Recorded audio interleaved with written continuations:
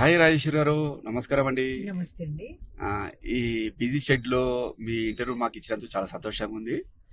ఎనియావు ఈ కార్లో ప్రయాణం అవుతూ మీరు నాకు ఇంటర్వ్యూ ఇచ్చినందుకు మరీ మరీ సంతోషం అండి.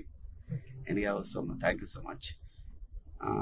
మీరు అంటే బ్లాక్ అండ్ వైట్, అంటే బ్లాక్ ఉన్న వాళ్ళు ఒక బాధ ఉంటుంది, వైట్ ఉన్న వాళ్ళు సంతోషం ఉంటున్నారు.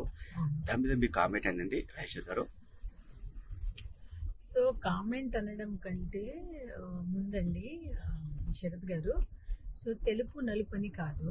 సో ఎంత తెలుపున్నా కూడా ఆ తెలుపుకి మనకి ఒక మంచి గ్లో కానీ లేదంటే ఒక రేడియంట్ లుక్ లేకపోతే ఆ తెలుపు కూడా డల్గా అనిపిస్తుంది.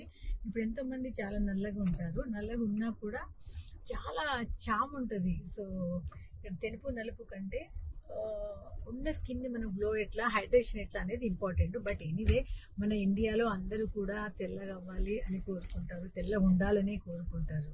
ప్రతి ఒక్కరు తెల్లగా ఉన్న వాళ్ళేమో సంతోషంగా ఉన్నారు, నలుపు ఉన్న వాళ్ళేమో బాధలు ఉంటున్నారు. ఇప్పుడు నలుపు నుంచి తెలుపు రావాలంటే మీ సజెషన్ ఏంటి మేడం?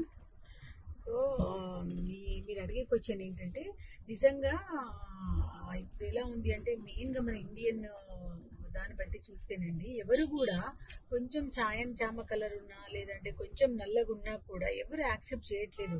అయ్యో నా కలర్ ఏంటి ఎలా డల్గా ఉంది, వాళ్ళ కలర్ ఏంటి ఇంత బ్రైట్గా ఉంది, వాళ్ళు ఎంత తెల్లగా ఉన్నారు అని చెప్పేసి చాలా మంది బాధపడతా ఉంటారు.